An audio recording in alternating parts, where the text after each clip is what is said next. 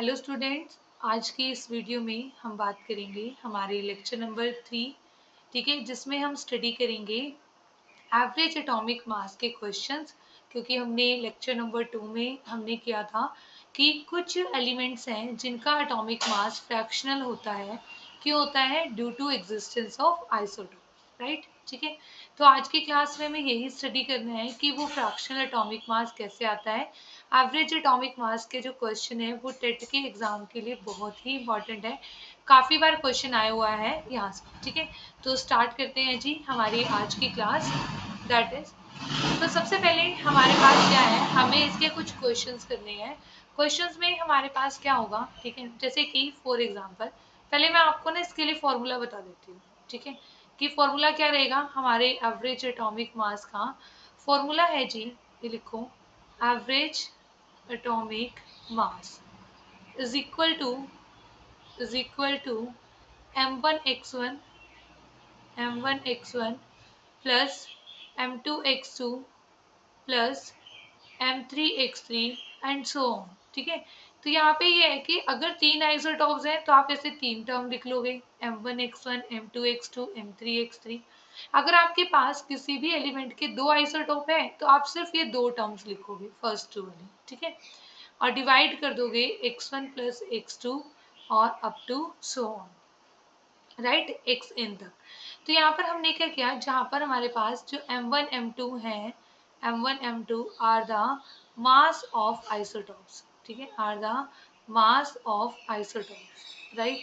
ठीक है, and x1 x2 क्या है, x1 x2 x3 and so on, ये सारी क्या है, अबंडेंस है। ठीक है, अबंडेंस ऑफ आइसोटॉप्स। ठीक है, अबंडेंस ऑफ आइसोटोप्स, राइट। ठीक, अबंडेंस का मतलब होता है कि परसेंटेज, राइट, कि कितनी परसेंटेज वहां पर उसकी प्रेजेंट होगी किसी भी एलिमेंट की। ठीक है, अब हमें ना यहाँ पर एक क्वेश्चन सॉल्व करते हैं। क्वेश्चन है जी हमारे पास, जैसे हमें पता है क्लोरीन का जो एवरेज एटॉमिक मास आता है वो कितना आता है, 35.5। ठीक है, तो यहाँ पर मैं क्वेश्चन लिख रही हूँ। ठीक है, if chlorine has two isotopes. ठीक है, कौन कौन से आइसोटॉप्स होते हैं, क्लोरीन 35 एंड क्लोरीन 37। ठीक है, with natural abundance 75 and abundance 75 and 25% respectively, right. Calculate the average atomic मास। हमें क्या कैलकुलेट करना है, एवरेज एटॉमिक मास। ठीक है जी, तो अब चलो फाइंड आउट करते हैं average atomic mass in case of chlorine. ठीक है, आपके पास जो आंसर है ना वो यही आ जाएगा। तो देखो, सबसे पहले हमने क्या किया, यहाँ पर हमने लिखा जी m1।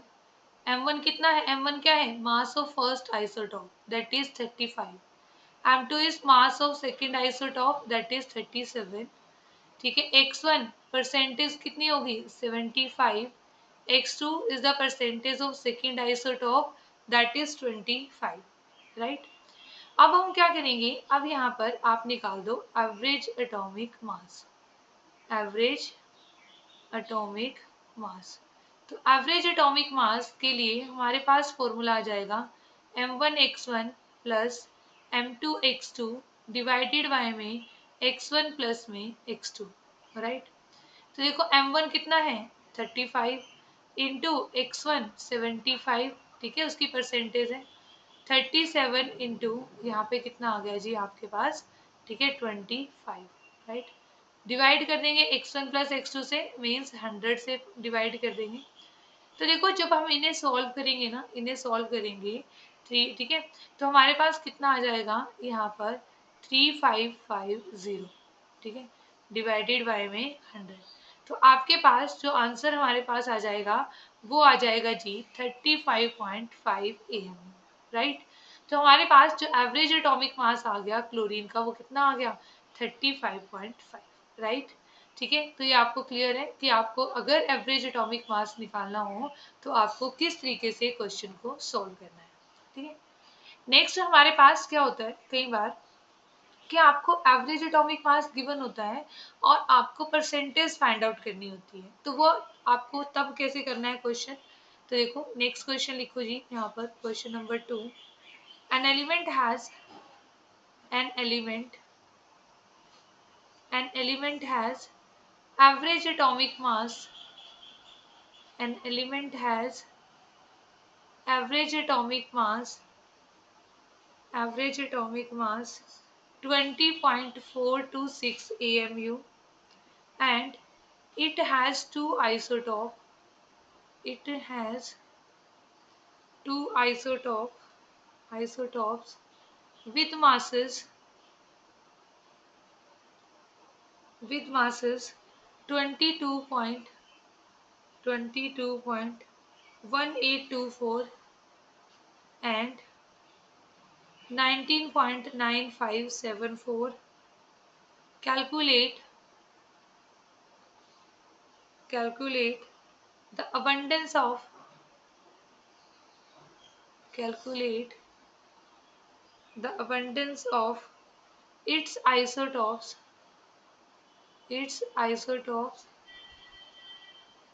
X22, ठीक है, कि जिसका मास 22 है, इतना है, ठीक है, एंड X20, ठीक है। तो ये आपको दिया हुआ है कि इनकी क्या बतानी है, अबंडेंस बतानी है, मींस आपको x1 और x2 की वैल्यू बतानी है, राइट, ठीक है। तो देखो फॉर्मूला हमारे पास यही होता है, एवरेज एटॉमिक मास, ठीक है। और जहाँ पे अबंडेंस आपसे पूछता है ना, ठीक है, वहाँ पे आपको लेट करना पड़ेगा, ठीक है। लेट क्या करना पड़ेगा, जैसे कि एक आइसोटॉप की परसेंटेज आप मान लो x है, तो दूसरी की कितनी हो जाएगी 100 माइनस x, ठीक है। एवरेज एटॉमिक मास उसने दिया है 20.426, राइट। अब यहाँ पर m1 कितना दिया है 22.1824 एंड m2 आपको दिया है जी 19.95, ठीक है, 74। आप इसको ना थोड़ा सा अप्रॉक्स भी ले सकते हो कि अप टू 2 डेसिमल प्लेसेस आप काउंट कर लो, तो आप, ठीक है। अब देखो ऐसे तो हमारे पास अगर हमें x1 x2 दोनों चीजें बतानी हुई, ऐसे तो हम डायरेक्ट बता नहीं पाएंगे, तो लेट x1, क्योंकि एक इक्वेशन से कभी भी हम दो वेरिएबल फाइंड आउट नहीं कर सकते, तो मान लो लेट x1 इज x, ठीक है, small x, then x2 will be percentage of second isotope कितनी हो जाएगी 100 माइनस x हो जाएगी, है ना। तो आपके पास, आप इस तरीके से इसको सॉल्व करोगे, हमारे पास average atomic mass is equal to m1 x1 plus m2 x2 divided by में x1 प्लस में x2, राइट। तो देखो एवरेज एटॉमिक मास कितना आया जी 20.426, m1 कितना है, m1 आपके पास है 22.1824 इंटू इसकी परसेंटेज आपको निकालनी है, इसकी परसेंटेज x मानी है, m2 कितना है आपके पास 19.9574, तो 95 लिख लिया हमने, और ये कितना है जी 100 माइनस में x, डिवाइड कर दो किससे, डिवाइडेड बाय में 100, तो ये आपके पास हो गया, ये आपके पास आ गया, कितना आ गया जी, इसको 100 से मल्टीप्लाई करेंगे तो 20.426 इंटू में 100, ठीक है, यहाँ पर आ गया 22 पॉइंट, यहाँ पे भी 3 डेसिमल प्लेसेस तक ही ले लो आप चाहे, ठीक है, तो 1 2 क्या था 2 था, ठीक, पर 2 डेसिमल प्लेसेस तक भी आपका जो आंसर है वो ठीक रहेगा, ठीक है, क्योंकि ऑप्शंस गिवन होंगे तो उसमें से आप इजीली आइडेंटिफाई कर पाओगे, ठीक है। 182x प्लस 19 पॉइंट में 957 इंटू में 100, ठीक है, माइनस में 9.957 इंटू में x, या अब ठीक है, अपॉन में 100 नहीं आएगा, रीजन बीइंग क्योंकि 100 तो हमने वहां पर कंसीडर कर ही लिया है, ठीक है, वो हमारे पास नहीं आएगा। अब इसको सॉल्व कर दो जी, इसको सॉल्व करके कितना आ गया 2, ठीक है, पॉइंट में 6 आ गया आपके पास, राइट। उसके बाद आप क्या करोगे यहाँ पर, ठीक है, ये आ गया 22.182x, यहाँ पर कितना आ गया 100 से मल्टीप्लाई करके, प्लस 1995.7 माइनस में 19.957x, अब x वाली टर्म को एक तरफ, विदाउट x वाली टर्म को एक तरफ, ठीक है, सोल्व कर लो, आपके पास यहाँ पर कितना आंसर आ जाएगा, ठीक है, 182x माइनस 19.957x, राइट। तो आपके पास यहाँ पर आ जाएगा, ठीक है, इसको इसमें से माइनस करो कितना आएगा, 2.23 समथिंग आएगा, 235 है ना। और यहाँ पे इसको इसमें से माइनस करोगे तो आपके पास कितना आ जाएगा जी, ठीक है, यहाँ पर करके देख लो, 2426199.7, यहाँ पे 9 आ गया, 640, ठीक है। तो यहाँ पर आपके पास ये आ गया जी, ठीक है, 46.9, राइट, 46.9। तो आपके पास यहाँ पर x की वैल्यू क्या आ गई, देखो 46.9 है और ये क्या है, मान लो 2.23 समथिंग है, ठीक है। तो आपके पास आ जाएगा अप्रोक्स आंसर 21 पॉइंट समथिंग, है ना। 469 ओवर में 223, यहाँ पर 100 है जी और यहाँ पर 10 है, राइट। तो आपके पास यहाँ पर ठीक है, इसको कैलकुलेट किया आपके पास 3 आ गया, सॉरी 3 आ गया ना, ठीक है, ऐसे। तो आपके पास 30% आ गया इसका आंसर, ठीक है। तो अगर x 30% है आपके पास, तो नहीं 3 नहीं आया जी, सॉरी 2 सब पॉइंट समथिंग आएगा, है ना, 2 पॉइंट समथिंग आएगा, ये नहीं आएगा, ये प्लीज आप करेक्ट कर लेना इसको, ठीक है, क्योंकि ये 469 बना है ना हमारे पास, वो तो 669 हो जाएगा, 3 पे जाएगा तो 669 हो जाएगा। तो हमारे पास यहाँ पर ये आ जाएगा 469 बाय में 10 और ये हो गया 223 बाय में 100, इससे ये कैंसिल हो गया। तो 4690 अपॉन में 223, तो यहाँ पर 21 पॉइंट समथिंग आंसर आएगा, ठीक है, इतना परसेंट। तो ये हो गई फर्स्ट आइसोटॉप की अबंडेंस। फिर सेकंड आइसोटॉप की अबंडेंस के लिए क्या करोगे, ठीक है, ठीक है, अबंडेंस ऑफ सेकंड आइसोटॉप, ठीक है, x2, वो क्या कर दोगे आप 100 में से माइनस कर दोगे, abundance of second isotope that is 100 minus में 21.32, इसको माइनस कर दो तो आपके पास आंसर क्या जाएगा जी, 78.68%, राइट। तो ये आपका क्या हो जाएगा, आंसर हो जाएगा, राइट, ठीक है। आई थिंक सो आपको ये चीज़ क्लियर होगी। चलो उसके बाद नेक्स्ट क्वेश्चन लिखो। नेक्स्ट क्वेश्चन है जी हमारे पास, an element has two isotope,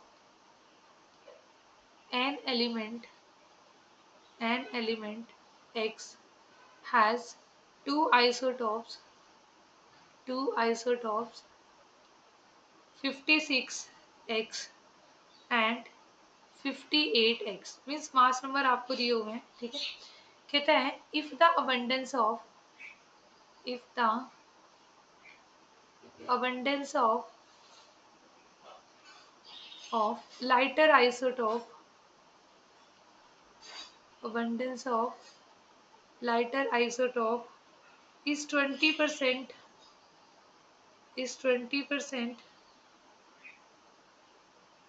is 20%, then ठीक है, then average atomic mass of the element is, average atomic mass of the element is, ठीक है, हमें बताना है कि जो हमारा एलिमेंट है उसका एवरेज एटॉमिक मास क्या होगा। ऑप्शंस आपके पास हैं 56.8, सेकंड है 57.2, ठीक है, नेक्स्ट है 57.6 एंड ऑप्शन डी है 57.4।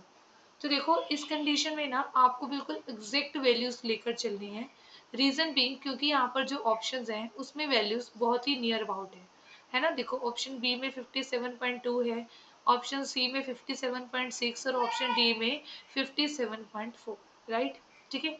तो आपके पास इसे सॉल्व करते हैं जी। अब देखो इसका मतलब उसने देखो हमें ना m1 m2 तो हमें दे रखा है, m1 56 है और m2 क्या है 58 है, राइट। अब उसने कहा है कि जो परसेंटेज है लाइटर एलिमेंट की x1 वो कितनी होगी 20% है, ठीक है। तो x2 आपके पास कितना हो जाएगा 100 माइनस में x, 100 माइनस में 20 दैट इज 80%, राइट। तो एवरेज एटॉमिक मास हमारे पास क्या आ जाएगा, एवरेज एटॉमिक मास हमारे पास आ जाएगा m1 x1 plus m2 divided by में x1 प्लस में x2, राइट, ये आएगा। तो देखो यहाँ पर m1 कितना हो गया 56 इंटू x1 कितना हो गया 20 प्लस m2 कितना हो गया जी 58, x2 कितना है जी 80, ठीक है, डिवाइडेड बाय में 100। तो इसको कैलकुलेट कर लो आपके पास, ठीक है, ये आ जाएगा प्लस 58 एट ज़ा, ठीक है, यहाँ पर देखो 8 एट ज़ा 64, यहाँ पर 46 आ जाएगा अपॉन में 100। अब इन दोनों को प्लस कर दो, तो दोनों को प्लस करेंगे तो क्या आएगा 5760 अपॉन में 100। तो आपके पास आंसर कितना आ गया जी 57.6, ठीक है। तो आपके पास जो आंसर हो जाएगा that will be option C, right. तो ये हमारे पास इस तरीके से क्वेश्चंस आते हैं जो कि बहुत ही इंपॉर्टेंट है आपके टेट एग्जाम के लिए, ठीक है। तो ऐसे ऐसे क्वेश्चंस है ना प्रीवियस ईयर क्वेश्चंस में आए हुए हैं, ठीक है। तो मैंने इसमें से एक आपको यहाँ पर लिखवा दिया है कि आपको या तो परसेंटेज फाइंड आउट करनी आ सकती है या आपको average atomic mass find out करना आ सकता है, राइट, ठीक है। तो इस तरीके से ये हमारा कॉन्सेप्ट हुआ किसका, एवरेज एटॉमिक मास का, राइट। तो ये हमारे पास एवरेज एटॉमिक मास का कॉन्सेप्ट है जी, ठीक है। इसके बाद आपके पास जो नेक्स्ट हमारे पास आता है, ठीक है, वो क्या है, मैं यहाँ पर आपको थोड़ा सा स्पेक्ट्रा के बारे में बता देती हूँ, spectra of hydrogen atom, right, ठीक है। हमने कहा था कि जो बोहर्स मॉडल है ना, बोहर्स मॉडल है, ठीक है, वो क्या एक्सप्लेन करता है, हाइड्रोजन एटम के स्पेक्ट्रा को एक्सप्लेन करता है ना, जबकि जो मल्टी इलेक्ट्रॉन सिस्टम है उसके स्पेक्ट्रा को एक्सप्लेन नहीं करता। तो जो हम स्पेक्ट्रा डिस्कस करते हैं ना हाइड्रोजन एटम का, तो उसमें ना एक तो ये चीज़ होती है कि कौन सा स्पेक्ट्रा हम डिस्कस करते हैं हाइड्रोजन एटम का, हम स्टडी करते हैं जी एमिशन स्पेक्ट्रा, ठीक है। एमिशन स्पेक्ट्रा ही हमारे सिलेबस में है, ठीक है। तो यहाँ पर emission spectra of hydrogen atom study. दूसरा, इसके जो एमिशन स्पेक्ट्रा है उसका नेचर क्या होता है, इसका नेचर होता है जी लाइन स्पेक्ट्रा, ठीक है। नेचर क्या होता है, लाइन स्पेक्ट्रा, ठीक है। और लाइन स्पेक्ट्रा को हम बोलते हैं डिसकंटिन्यूअस स्पेक्ट्रा भी, ठीक है।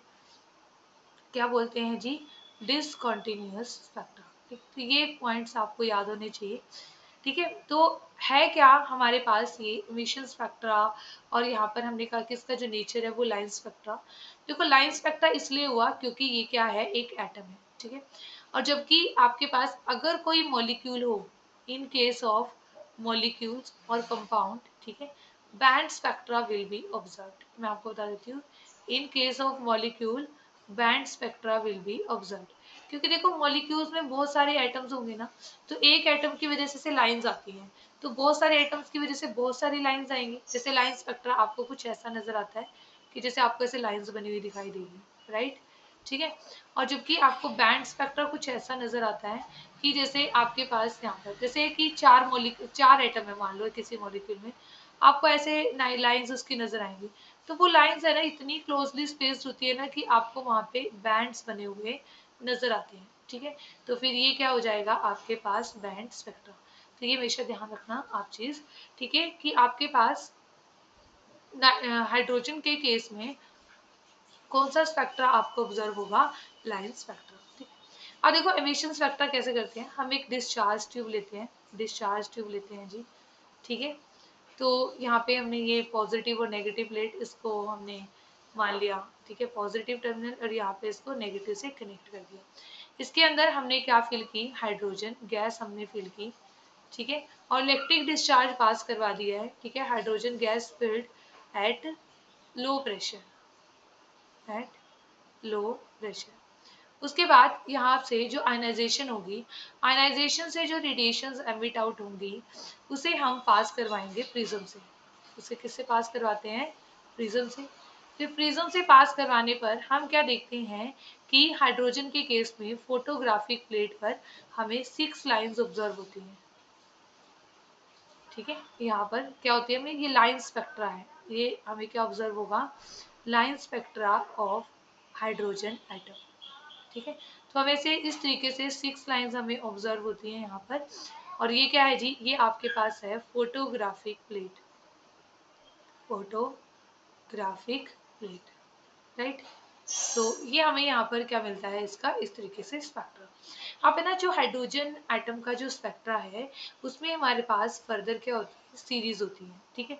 वो सीरीज कैसी है और हम कैसे इसको ड्रॉ करेंगे, तो देखो हमारे पास है ना, हमने जैसे फॉर एग्जांपल ये ड्रॉ कर लिया, n is equal to first energy level, this is n is equal to second energy level, उसके बाद थर्ड। देखो सेकंड और थर्ड के बीच में जो गैप है वो फर्स्ट और सेकंड से क्या होगा, कम होगा, ठीक है। फिर थर्ड और फोर्थ के बीच में गैप थोड़ा और कम हो जाएगा, फिर फोर्थ और फिफ्थ के बीच में गैप थोड़ा और कम हो जाएगा, फिर ऐसे ही फिफ्थ और सिक्स्थ के बीच में कम, मतलब ये गैप है ना हमेशा कम होता ही चला जाएगा आपके पास, राइट।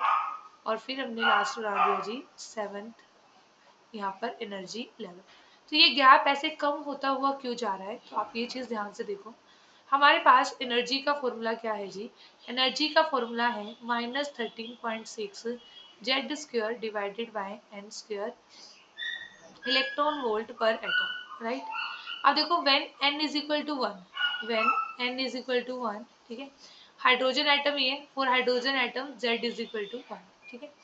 तो आप उसके बाद लिखो, तो एनर्जी कितनी आ गई यहाँ पर -13.6 जेड का स्क्वायर ओवर एन का स्क्वायर। तो हमारे पास जो एनर्जी आ गई that is -13.6 electron volt per atom, right. उसके बाद जब n की वैल्यू 2 होगी तो हमारे पास एनर्जी की वैल्यू कितनी आ जाएगी, -13.6 जेड स्क्वायर डिवाइडेड बाय में n का स्क्वायर, ठीक है। तो कितनी आ गई, -13.6 डिवाइडेड बाय में 4, तो ये आ गई जी -3.4 electron volt per atom, right. अगर हम वहां से फाइंड आउट करें n इज इक्वल टू 3 के लिए, तो एनर्जी कितनी आ जाएगी, एनर्जी आ जाएगी -13.6 1 स्क्वायर ओवर 3 का स्क्वायर।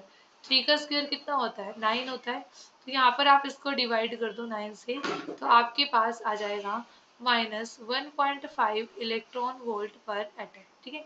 तो अगर आप ध्यान से देखो तो यहाँ पर जो डिफरेंस है, डिफरेंस अगर आप ध्यान से देखो E1 और E2 का, ठीक है, ये E1 है, ये E2 है और ये E3 है, ठीक है। तो जो E1 और E2 का गैप है वो 13 पॉइंट कितना है, 10.2 इलेक्ट्रॉन वोल्ट का है, जबकि E2 और E3 का जो गैप है दैट इज अप्रोक्सीमेटली यहाँ पर कितना आ जाएगा 1.9, है ना, 1.9 इलेक्ट्रॉन वोल्ट। मीन्स इसमें से आपने ये माइनस कर दिया, तो ये गैप है ना आपके पास। तो गैप क्या होता जा रहा है, जैसे जैसे एनर्जी लेवल एन की वैल्यू इंक्रीज होती जा रही है, तो जो गैप है बिटवीन टू एनर्जी लेवल्स वो क्या होता जा रहा है, हमारा डिक्रीज होता जा रहा है, राइट, ठीक है। तो हमारे पास ये क्या हो जाएगा जी, हमारे पास इस तरीके से हमने ये बनाया कि एनर्जी लेवल्स के बीच में जो गैप है वो क्या हो जाता है, कम हो जाता है, ठीक है। अब यहाँ पर कौन कौन सी सीरीज देखो, किस मैंने कहा कि एमिशन स्पेक्ट्रा हमें स्टडी करना है। तो सपोज करो कोई इलेक्ट्रॉन था, ठीक है, उसने एनर्जी एब्जॉर्ब की और वो कहाँ पे चला गया, वो पहुंच गया सेवंथ स्टेट पे, ठीक है। अब वो वापस कैसे आ सकता है, हमें एमिशन देखना है, तो इसलिए हम ऐसे करेंगे। देखो वो सेवंथ से फर्स्ट पे आ सकता है ना, सेवंथ से सेकंड पे आ सकता है, सेवंथ से थर्ड पे आ सकता है, सेवंथ से फोर्थ पे आ सकता है ना, ऐसे आ सकता है ना, सेवंथ से सेकंड पे, सेवंथ से फिर थर्ड पे आ सकता है, ठीक है, सेवंथ से फोर्थ पे आ सकता है, सेवंथ से फिफ्थ पे आ सकता है, सेवंथ से सिक्स्थ पे।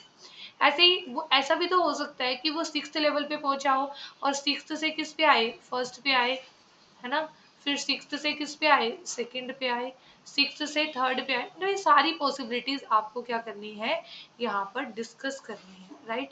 तो हम ऐसे बना लेते हैं, देखो सभी लेवल्स में, देखो फर्स्ट में हमने मन बना लिया कि फर्स्ट पे आया हर लेवल से, पहले सेवन्थ से, फिर सिक्स्थ से, फिर फिफ्थ से फर्स्ट पे आया, फिर फोर्थ से फर्स्ट पे, पॉसिबिलिटीज तो बनेगी ना, फिर आपके पास थर्ड से और फिर सेकंड से, ठीक है।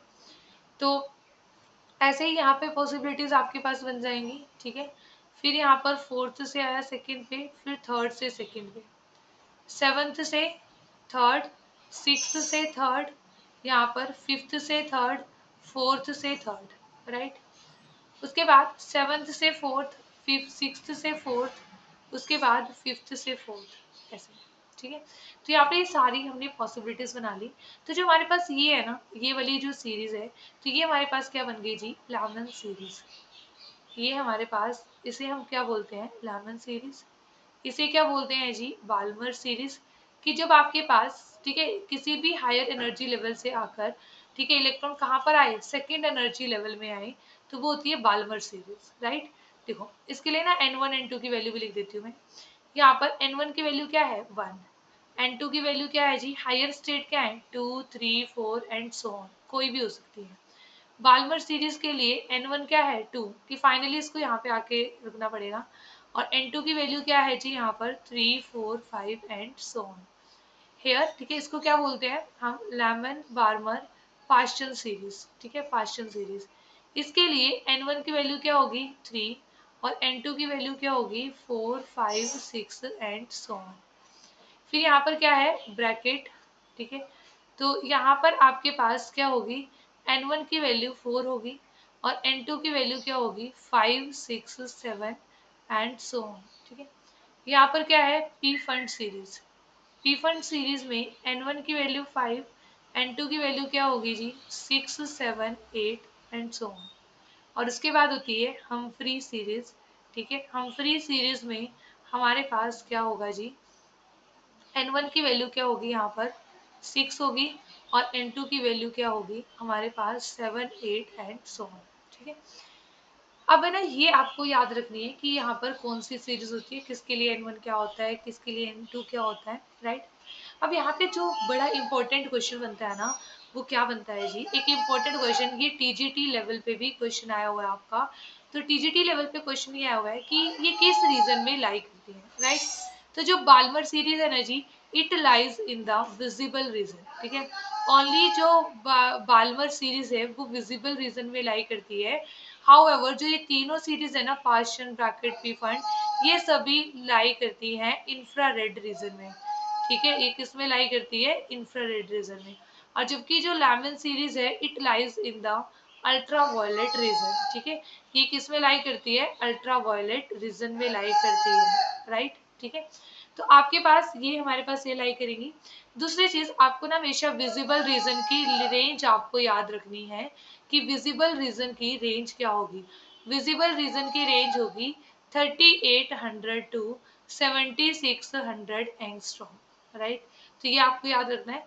तो देखो ये ना विजिबल रीजन में, विजिबल रीजन में ही सिर्फ हमें क्या, ये विब्ग्योर ये पैटर्न दिखाई देता है ना, ठीक है। अगर हमें मान लो कि हमें, ठीक है, अगर कोई और रेडिएशन, जैसे इंफ्रारेड रेडिएशंस भी अगर हमें नजर आती, तो दुनिया में सिर्फ यही कलर ना होते, बाकी कलर्स भी होते, और कलर भी होते, है ना। तो आपके पास, आपको ये चीज याद रखनी है, ये बड़ा इंपॉर्टेंट क्वेश्चन है। तो this is the spectra of hydrogen atom. तो जो बोहर सर थे ना, बोहर सर, ठीक है, इससे देखो हाइड्रोजन का जो स्पेक्ट्रा है वो ही इतना कॉम्प्लेक्स है। तो जो मल्टी इलेक्ट्रॉन सिस्टम होंगे, जिसमें ज्यादा इलेक्ट्रॉन होंगे, 3 होंगे, 4 होंगे, 5 होंगे, 10 होंगे, तो उनका जो स्पेक्ट्रा होगा वो बहुत ही कॉम्प्लिकेटेड हो जाता है। तो इसलिए उन्हें वो एक्सप्लेन नहीं कर पाए थे, राइट, ठीक है। तो ये हो गया हमारे पास जी spectra of hydrogen atom, right. उसके बाद जो हमारे पास नेक्स्ट टॉपिक हमारा आता है एटॉमिक स्ट्रक्चर में, वो आता है जी हमारे पास, नेक्स्ट आप लिखो, that is the quantum numbers, ठीक है। तो क्वांटम नंबर बहुत ही इंपॉर्टेंट टॉपिक हमारा है, ठीक है। तो क्वांटम नंबर में आज की क्लास में हम इसका इंट्रोडक्शन पार्ट हम कर लेते हैं कि क्या होते हैं क्वांटम नंबर्स, ठीक है। बाकी फिर डिटेल में तो नेक्स्ट क्लास में ही हम करेंगे। तो देखो क्वांटम नंबर्स क्या होते हैं, quantum numbers are those numbers, quantum numbers are those numbers are those numbers which tells us about the complete address, which tells us about the complete address of an electron, complete address of an electron in an atom, ठीक है। जो हमें किसी भी एक atom है, कोई भी एटम है, उसके अंदर इलेक्ट्रॉन का कंप्लीट एड्रेस बता दे, उन नंबर्स को हम क्या कहते हैं, क्वांटम नंबर्स, ठीक है। हमें ना इसे अपने डेली लाइफ से रिलेट करते हैं। फॉर एग्जांपल किसी पर्सन का एड्रेस आपको पता करना है, ठीक है। सपोज करो हम चंडीगढ़ की बात कर लेते हैं, ठीक है, कि आपको ये पता है कि कोई पर्सन है वो सेक्टर 16 में रहता है, ठीक है, आपको क्या पता है, सेक्टर 16 में। क्या सिर्फ ये जानना सफिशिएंट होगा कि वो सेक्टर 16 में रहता है ना? नहीं, ये जानना बिल्कुल भी सफिशिएंट नहीं होगा। हमें क्या पता होना चाहिए, सेकंड नंबर पर हमें पता होना चाहिए वो किस ब्लॉक में रहता है, ठीक है। अब मान लो आपको ब्लॉक भी पता चल गया कि वो डी ब्लॉक में रहता है, तो आपको क्या पता होना चाहिए जी, क्या अभी भी जानना सफिशिएंट है? नो, है ना।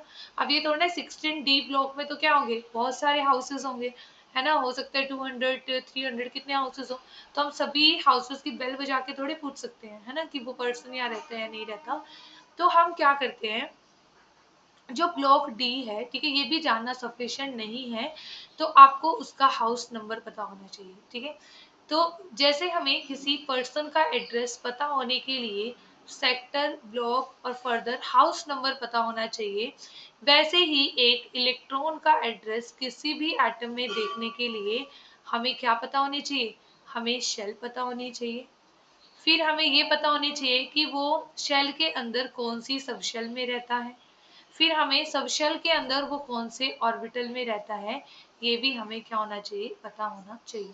और जो क्वांटम नंबर है ये बहुत ही इंपॉर्टेंट टॉपिक है, क्योंकि क्वांटम नंबर की नॉलेज से आपको सभी शेल्स, सब शेल्स, ऑर्बिटल्स इनकी नॉलेज होगी। और अगर आपको इनकी नॉलेज होगी तो आपको इलेक्ट्रॉनिक कॉन्फ़िगरेशन लिखना आएगा।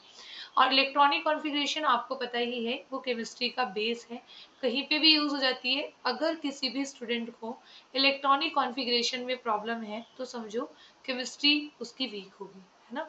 तो आप इस कॉन्सेप्ट को मैं बहुत अच्छे से करवाऊंगी, तो आप इस कॉन्सेप्ट को बहुत अच्छे से करना, क्योंकि PYQ प्रीवियस ईयर एग्जाम्स में भी यहाँ से बहुत क्वेश्चन बनते हैं, ठीक है। इवन ये सिर्फ टेट के लिए ही नहीं, ये TGT के लिए भी उतना ही इम्पोर्टेंट है जितना टेट के लिए है, ठीक है। TGT में भी काफ़ी क्वेश्चंस यहाँ से आते हैं, तो मैं आपको सारे question up to TGT level यहाँ पर आपके कवर करवाऊंगी। तो देखो, ये शेल है, ये सब शेल है, ये ऑर्बिटल है ना। तो ऐसे ही जैसे देखो हमने ऐसे रफली अगर डायग्राम बनाए, मान लो ये सेक्टर 16 है, ये सेक्टर है, ठीक है। तो यहाँ पर ये पूरा का पूरा सेक्टर है। अब इस सेक्टर के अंदर फर्दर क्या है, सब शेल्स है ना। सेक्टर के अंदर ब्लॉक्स है, जैसे हमारे यहाँ पे तो ब्लॉक्स ABCD होते हैं, जैसे ये A ब्लॉक, ये B ब्लॉक, ये C और ये D। फिर इन ब्लॉक्स के अंदर क्या होते हैं, इन ब्लॉक्स के अंदर होते हैं फर्दर हाउसेस होते हैं, है ना, बहुत सारे हाउसेस। तो ऐसे ही हमारे पास क्या होता है, मान लो ये एक शेल है, ये पूरी क्या है, एक शेल, ठीक है। इसके अंदर फर्दर सब शेल्स होती हैं, जैसे मैंने मान ली, और इन सब शेल्स के नाम कैसे होते हैं, SP, ठीक है, मान लो ये D सब शेल है, ये F सब शेल है। जैसे हम ब्लॉक के नाम ABCD रख देते हैं, वैसे ही सब शेल के नाम साइंटिस्टों ने क्या रख दिए, SPDFG, राइट। उनके अंदर अब जैसे ना हाउसेज, जैसे सपोज करो A ब्लॉक में आप मान लो 200 हाउसेज हैं, 200 हाउसेज हैं। B ब्लॉक में आपने कहा मैडम 100 हाउसेज हैं, ठीक है। C ब्लॉक में आपने बोल दिया कि 150 हाउसेज हैं। तो सभी में अलग अलग हाउसेज है ना, तो सभी सब शेल में जो नंबर ऑफ ऑर्बिटल्स होते हैं वो भी क्या होते हैं, डिफरेंट होते हैं, ठीक है। कि S में सिर्फ एक ऑर्बिटल होता है, P में 3 ऑर्बिटल होते हैं जी, ठीक है, D में 5 होते हैं। ये सारी चीजें हम डिस्कस करेंगे अभी डिटेल में कि किस में कितने ऑर्बिटल्स होते हैं, ठीक है। तो सिंपल मैंने आपको क्या बताया कि जो क्वांटम नंबर्स होते हैं, क्वांटम नंबर्स वो नंबर्स हैं जो हमें क्या बताते हैं, कंप्लीट एड्रेस बताते हैं किसी भी इलेक्ट्रॉन का एक एटम में, राइट, ठीक है। तो हमारे पास तो कितने क्वांटम नंबर्स हुए, टोटल हमारे पास क्वांटम नंबर्स होते हैं 4, ठीक है, 4 क्वांटम नंबर्स होते हैं जी हमारे पास, ठीक है। तो अब देखो कौन कौन से क्वांटम नंबर्स होंगे हमारे पास। फर्स्ट होता है जी principal quantum number, first is principal quantum number, principal quantum number. तो प्रिंसिपल क्वांटम नंबर को हम डिनोट करते हैं स्मॉल n से, राइट। उसके बाद second is azimuthal quantum number, azimuthal quantum number. तो एजीम्यूथल क्वांटम नंबर को, एजीम्यूथल क्वांटम नंबर को हम डिनोट करते हैं L से। और थर्ड है जी हमारे पास magnetic quantum number. Magnetic quantum number, magnetic quantum number को हम डिनोट करते हैं m से। और हमारे पास है fourth, that is spin quantum number. ये हमें सिर्फ स्पिन के बारे में बताता है, ठीक है। देखो इन एक्चुअल प्रैक्टिस ना, अगर हम क्वांटम केमिस्ट्री को देखें ना, तो आपके पास जो ये तीन क्वांटम नंबर है ना, फर्स्ट थ्री क्वांटम नंबर, तो they are the solution of Schrodinger wave equation, ठीक है। क्वांटम केमिस्ट्री में आती है, वो हमारा पार्ट नहीं है, ना ही हमें टीजीटी लेवल पे स्टडी करना, ओनली पीजीटी लेवल पे हमें स्टडी करना होता है, ठीक है। अगर आप, ठीक है, ये जो है आपके पास, ये क्या है, तीन quantum number, they are solution of Schrodinger wave equation, right, Schrodinger wave equation, ठीक है। बट अगर आपसे ना ये पूछे कि how many quantum numbers are the solution of Schrodinger wave equation, तब तो आप क्वेश्चन क्या टिक करोगे, थ्री ऑप्शन को टिक करोगे। पर आपसे अगर जनरली ऐसे पूछा जाए how many quantum numbers are there, then आप क्या करोगे, फोर्थ को करोगे, ठीक है। फोर्थ की भी अपनी इंपॉर्टेंस है, वो मैं आपको बताऊंगी। जो स्पिन क्वांटम नंबर है ना, इसे सिर्फ इंक्लूड कर लिया गया है, ठीक है।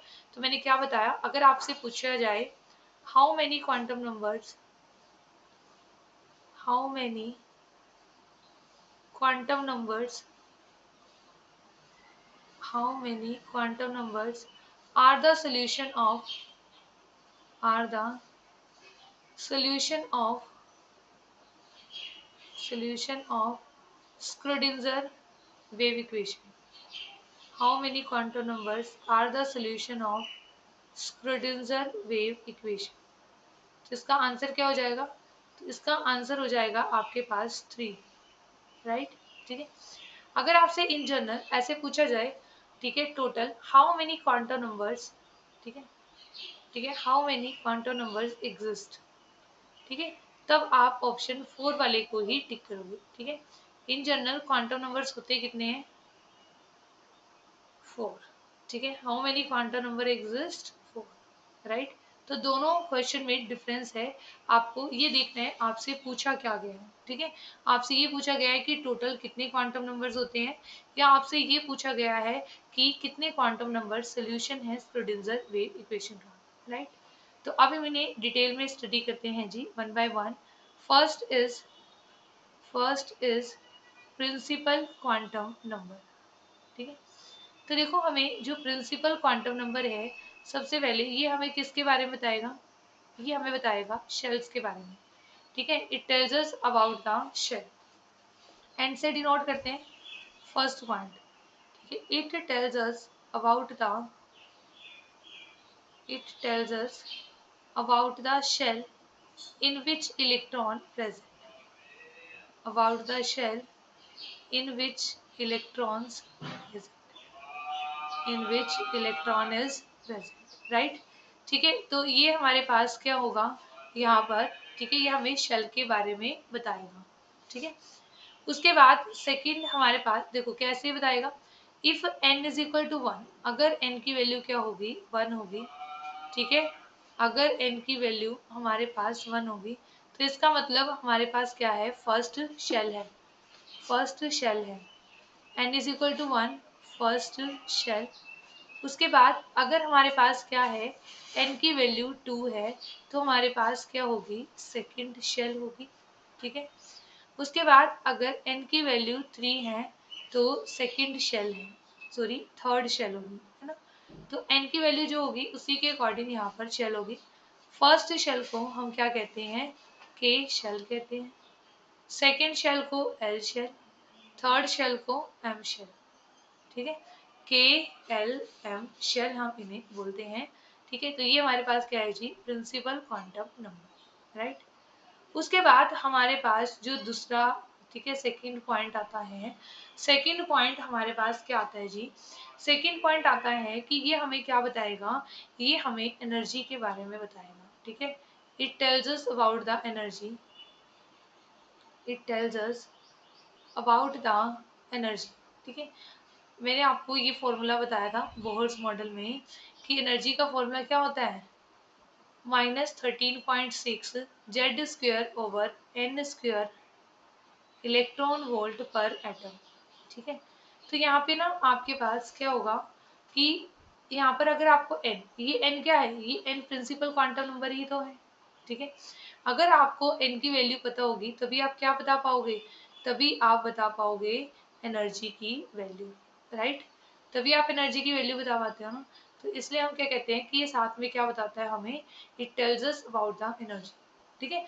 जहाँ जहाँ n इन्वॉल्व होता है ना तो ये सारी चीजें बताएगा, ये रेडियस भी बताएगा, ये वेलोसिटी भी बताएगा, ठीक है। यहाँ पर आप लिख सकते हो also tells us about the also tells us about the radius, ठीक है, क्योंकि रेडियस के फॉर्मूले में भी क्या होता है, n इन्वॉल्व होता है।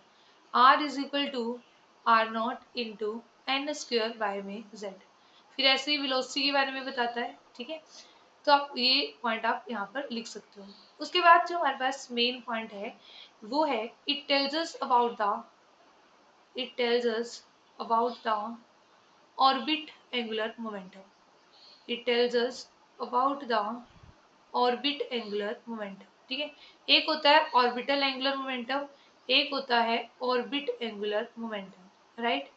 तो देखो जो ऑर्बिट एंगुलर मोमेंटम है वो क्या होता है, और जो ऑर्बिटल एंगुलर मोमेंटम, दोनों में डिफरेंस होता है, ठीक है। ऑर्बिट एंड ऑर्बिटल, ऑर्बिट तो शेल होती है, ठीक है। तो जो ऑर्बिट एंगुलर मोमेंटम है that is given by n h upon में 2 पाई, ठीक है। Where h is Planck's constant, ठीक है। एच क्या है हमारे पास, प्लैंक्स कांस्टेंट, ठीक है।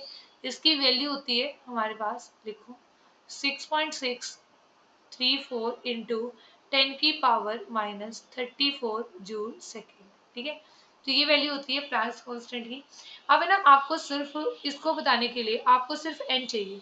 जैसे आपको ये बता दिया कि ये बताओ हाइड्रोजन के सेकेंड एनर्जी लेवल में ऑर्बिट एंगुलर मोमेंटम क्या होगा, ठीक है। तो हमारे पास यहाँ पर n की वैल्यू क्या होगी, 2 होगी, है ना। तो 2h अपॉन में क्या आ जाएगा, 2 पाई, ठीक है। तो आपको ये बताना है, ठीक है, in case of hydrogen atom, in case of hydrogen atom, ठीक है, find the orbit angular momentum, find the orbit angular momentum for second shell, for second shell। तो देखो आपके पास है ना यहाँ पर सेकेंड शेल का मतलब क्या है, n की वैल्यू क्या है, 2 है ना। तो आपके पास जो ऑर्बिट एंगुलर मोमेंटम होगा वो कितना आ जाएगा, n की वैल्यू आप 2 पुट कर दो, 2 इंटू एच अपॉन में 2 पाई, 2 से 2 कैंसिल, तो आंसर कितना आ गया, h अपॉन में पाई, राइट, ठीक है। तो ये और ना सम टाइम अगर थोड़ा सा क्वेश्चन को मोल्ड करके देगा तो वो कैसे देगा, आपके पास है ना एच कट दे देता है। एच कट किसके इक्वल होता है जी, एच अपॉन 2 पाई के इक्वल होता है, ठीक है। एच कट क्या होता है, एच अपॉन 2 पाई के इक्वल होता है, राइट। तो आपके पास यहाँ पर, ठीक है, जैसे कि m v r is equal to n h upon में 2 पाई लिखा था, तो यहाँ पर आप in terms of h cut इसे क्या लिख सकते हो, in terms of h cut we can write m v r is equal to n into h cut, ठीक है। तो ये आपके पास बन जाएगा। तो ये फॉर्मूला भी आपको क्या रखना है, ध्यान रखना है, ठीक है। तो ये हमारे पास क्या हो गया जी, ये हमारे पास हो गया ऑर्बिट एंगुलर मोमेंटम, राइट, ठीक है। तो ये हमारे पास क्या था कि हमारे पास जो first that is the principal quantum number, ये हमें शेल के बारे में बताता है, एनर्जी के बारे में बताता है, ठीक है, रेडियस के बारे में बताता है, ऑर्बिट एंगुलर मोमेंटम के बारे में बताता है, और साथ में ये हमें मैक्सिमम नंबर ऑफ इलेक्ट्रॉन जो एक शेल में प्रेजेंट होते हैं उसके बारे में भी बताता है, ठीक है। लिख लो, it also tells us it also tells us about the it also tells us about the maximum number of electrons present in a shell, present in a given shell, ठीक है, and that is given by 2n square, ठीक है, that is given by 2n square। हम कहते हैं ना कि जो फर्स्ट शेल है, इन फर्स्ट शेल जो मैक्सिमम नंबर ऑफ इलेक्ट्रॉन्स हैं वो कितने आ सकते हैं, 2 आ सकते हैं, मैक्सिमम नंबर ऑफ इलेक्ट्रॉन्स 2 आ सकते हैं यहाँ पर, ठीक है। फिर सेकंड शेल में कितने इलेक्ट्रॉन्स आ सकते हैं maximum? In second shell maximum number of electrons can come 8, 2 into 2 का स्क्वायर दैट इज 8। फिर थर्ड शेल में हमारे पास मैक्सिमम नंबर ऑफ इलेक्ट्रॉन्स कितने आ सकते हैं जी? यहाँ पर 18, 2 इंटू 3 का स्क्वायर 18, राइट, ठीक है। तो this is all about the principal quantum number, ठीक है। तो अब हम नेक्स्ट लेक्चर में हम फर्दर कंटिन्यू करेंगे with azimuthal quantum number, right. तो मिलते हैं नेक्स्ट वीडियो में। Thank you so much.